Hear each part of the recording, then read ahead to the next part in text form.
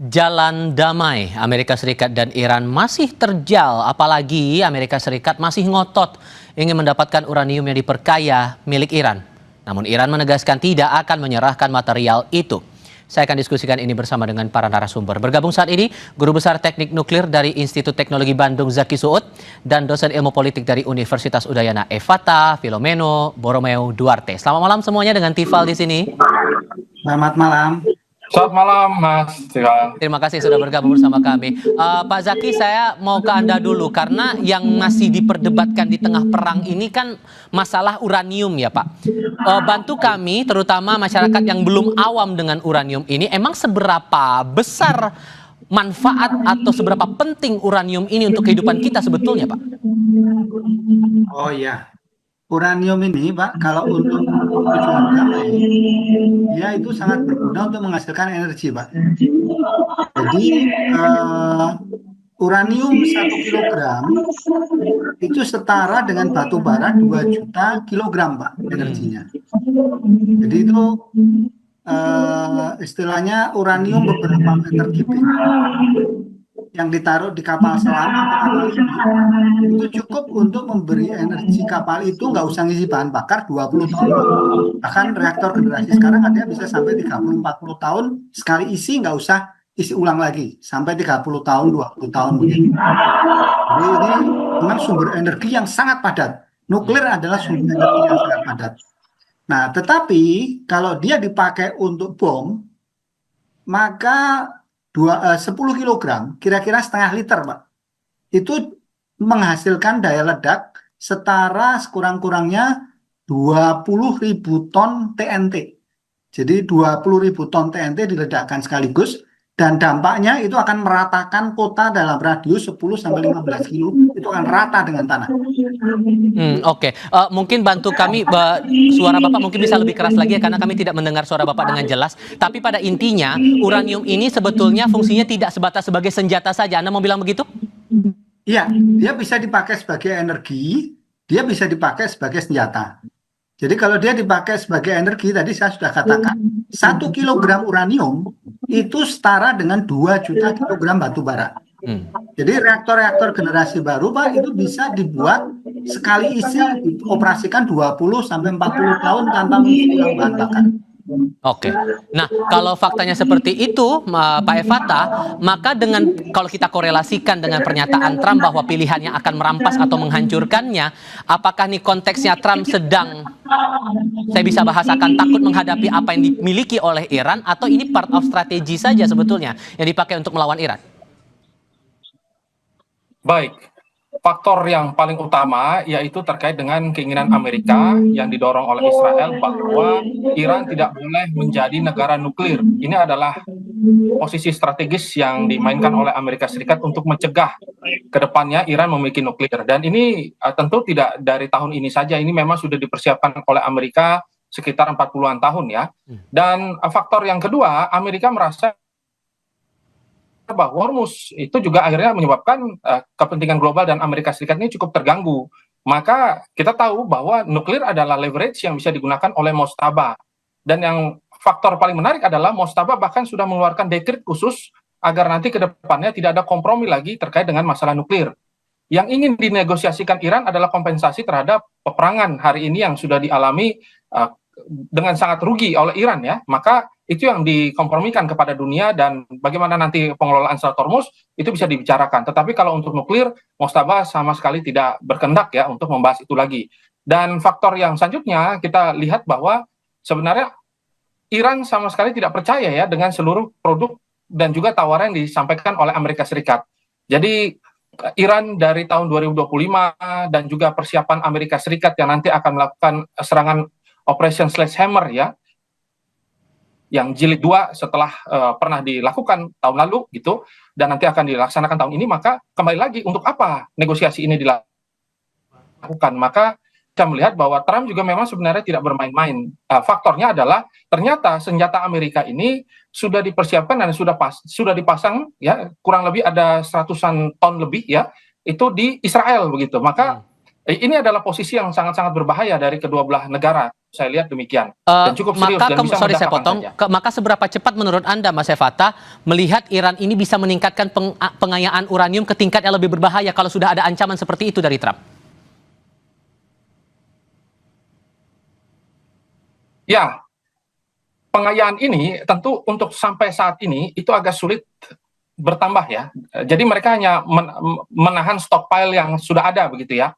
Dan titik-titik pengayaan ini kan banyak juga dihancurkan oleh Amerika Serikat. Dan kita tahu bahwa sekarang mereka hanya bisa menaruh itu di Isfahan ya. Nah, ketika mereka hanya bisa menaruh dan ada berapa titik-titik strategis, Natanz, Fordo itu dihancurkan, terus berapa lokasi-lokasi militer mereka akhirnya sudah dilemahkan ya, maka yang menjadi catatan kali ini yang dihitung terus oleh intelijen Amerika adalah bagaimana cara memindahkan nuklir itu. Gitu. Dan kemarin sempat ada faksi dari Iran sendiri mengatakan bahwa kita tidak apa-apa, kita ekspor saja berapa hasil dari pengayaan ini agar membuat Amerika Serikat dan juga Israel melunak. Tapi dalam kesempatan kemarin itu sudah dibantah total oleh Mostabah. Maka kalau ditanya kapan ini bisa nanti ke depannya akan menjadi 100%, kita juga harus lihat fakta. Ternyata Ghost Fleet dari Iran itu sendiri berhasil ya, ada sekitar 26 kapal itu berhasil masuk ke Iran dengan membawa berapa senjata-senjata khusus yang disuplai dari negara-negara yang dalam tanda kutip gitu memiliki kepentingan gitu ya dengan Iran dan juga suplai rantai global ya, pasok global. Nah, maka sebenarnya masih ada kunci-kuncian yang cukup menarik dari intelijen dan juga kontra intelijen serta gerakan-gerakan kedua belah pihak ini masih saling memantau dan masih cukup panas. Okay. Saya lihat demikian. Oke, nah kalau kaitannya begini Pak Zaki, ini kan Trump bilang bahwa ia ingin merampas atau bahkan menghancurkan uranium milik Iran. Pertanyaan sederhananya, apakah segampang itu untuk merampas bahkan kemudian untuk menghancurkan uranium itu dari satu tempat ke tempat yang lain, Pak? Sebetulnya uranium ini tidak terlalu besar, Pak. Karena dia densitasnya itu hampir 20 gram per centimeter kubik. Jadi kira-kira 20 kali air. Jadi misalnya dia ada berapa 400 kilo, itu mungkin ukurannya nggak nyampe 1 meter kubik. Jadi itu kecil saja begitu. Jadi sebetulnya masalahnya itu kan pasti dijaga dan mungkin ditaruh di tempat bawah tanah yang tersembunyi ya. Tapi kan kalau Trump sendiri mengatakan dia sudah mengamankan tempat itu, kata dia kan seperti itu gitu ya. Nah, masalahnya memang sebetulnya ini tarik-menarik ini sebetulnya kalau memang niatnya, ya kita harus melihat dari latar belakangnya. Kalau Trump mungkin dia tujuan utama mengambil itu memastikan bahwa Iran tidak bisa dengan cepat memperkaya kemudian membuat bom atom. Karena kalau dari yang sekarang 60% pengayaan ke 90% itu dengan kondisi peralatan yang lengkap diperkirakan dalam beberapa bulan Iran akan mencapai itu grade sampai 93% yang merupakan weapon grade. Okay. Nah, tampaknya itu yang ingin diamankan oleh Trump. Nah, kemudian mungkin itu bisa berguna buat Amerika, tapi saya rasa motivasi itu nggak terlalu besar ya. Jadi motivasi utamanya adalah memastikan bahwa yang 60% itu tidak ada. Karena kalau dia kaya dari bawah itu akan sangat lama prosesnya. Dan itu yang dikhawatirkan oleh Trump menurut Anda, upaya untuk meningkatkan pengayaannya itu? Iya, betul. Oke. Nah, ini kan tergantung situasi. Apakah sistem pengayaan itu masih ada atau tidak? Kalau Amerika klaim sudah menghancurkan, tetapi kan kita tidak tahu. Mungkin Iran juga menyembunyikan sistem pengayaan di tempat lain yang mungkin tidak dioperasikan selama ini, sehingga itu masih bisa begitu. Kalau sistem pengayaan perbandingan antara yang punya Amerika dengan punya Iran ini ada perbedaan atau sama aja sebetulnya, Pak Zaki? Ya, sistem pengayaan itu ada berbagai jenis ya, tapi prinsipnya dasarnya sama. Intinya beginilah, kalau dia sudah bisa memperkaya sampai 60%, itu sistem bagaimanapun itu dia tinggal beberapa bulan lagi kalau sistem itu dipakai, itu akan mencapai weapon grade gitu. Oke. Kalau kemudian masih belum ada titik temu di sini, Mas Evata, eskalasinya kita akan melihatnya bakal gimana ya setelah ini, apalagi dengan kekuatan militer kedua belah pihak yang Anda bisa melihatnya ini masih tetap seimbang atau ada kecenderungan lebih condong Iran atau Amerika di tengah perang yang rasanya tidak berkesudahan seperti ini? Ya, pertama bahwa kita harus akui kemampuan Iran untuk kembali ya memulihkan kemampuan militer mereka yang kemarin sudah dihancurkan kurang lebih 40%, dan sekarang mereka mampu, ya kurang lebih sekarang 20-an% ya, mereka mampu mengembalikan bagaimana kehancuran-kehancuran yang selama ini dilakukan dalam operasi yang Amerika, baik juga dengan Israel begitu. Dan sangat cepat sekali gitu, mereka mampu, bahkan mereka juga membuka beberapa kilang-kilang khusus ya, serta mereka mengaktifkan beberapa langkah mitigasi, dan mereka juga mempersiapkan 7 jalur ekonomi baru ya, bukan lagi lewat laut, lewat perbatasan-perbatasan yang ada. Dan kita tahu bahwa Iran saat ini sudah melakukan latihan dengan masyarakatnya, yang artinya persiapan dari mereka adalah persiapan perang total, dan artinya yang satu-satunya bisa kita lihat dengan eskalasi besar begitu kalau saya bisa prediksikan ya, karena kali ini Iran sama sekali tidak percaya dengan Cina, bahkan Iran juga tidak percaya dengan Rusia. Dia sudah mengalami krisis dan defisit kepercayaan, begitu juga dia kali ini tidak percaya betul dengan Pakistan begitu. Maka ke depan ini akan ada negara-negara teluk yang lain nanti akan memoderatori kedua belah pihak gitu untuk mencapai resolusi konflik. Akan tetapi resolusi konflik ini kan tergantung dari poin-poin yang mau dibahas. Amerika Serikat sendiri memang tidak serius gitu dalam diplomasi mereka. Mereka hanya ingin mengulur waktu untuk melihat sebenarnya bagaimana posisi, kondisi dan kesiapan militer mereka dari Iran begitu. Begitu juga dengan Israel yang melihat bahwa Amerika tidak boleh sampai melakukan negosiasi. Jadi saya melihat ke depannya satu-satu yang bisa terjadi yaitu eskalasi secara besar ya. Meskipun Amerika nanti akan menggunakan kekuatan udara lagi dan pasti akan menggunakan raiding dengan bom-bom serta decapitation strike yang biasa mereka lakukan. Nah, maka saya lihat dengan persiapan perang total yang dilakukan oleh Iran, ini satu-satunya cara mereka untuk bertahan. Dan kemarin juga mereka sudah meminta kepada PBB bahwa dunia tolong bantu saya, ini menjadi bagian dari strategi ya, ketika perang asimetris ini akhirnya menuju perang total, maka ketika Amerika nanti melakukan pengeboman di titik-titik yang harusnya tidak dilakukan, dan juga ada perisai manusia di sana, Amerika terjebak ya dalam nanti ke depannya sebagai penjahat perang atau kriminal perang. Nah, di sanalah sebenarnya permainan dan strategi yang terjadi. Jadi saya lihat semuanya masih dalam posisi yang bisa cukup sama begitu. Ada dua hal yang kontradiktif juga yang saya cermati. Yang pertama, Trump pernah bilang bahwa dia meminta kepada Rusia untuk menjaga dalam tanda kutip uranium punya Iran ini kalau kemudian dia bisa berhasil merampas itu dari Iran. Tapi di sisi lain sekarang kita mendengar ada diksi akan memilih untuk menghancurkan uranium Iran itu, Mas Evata. Apakah dengan kontradiksi pernyataan ini berbeda nuansa statement seperti ini, apakah bisa kita artikan jangan-jangan AS dalam kondisi lagi menipis juga pengayaan uraniumnya, Mas Evata?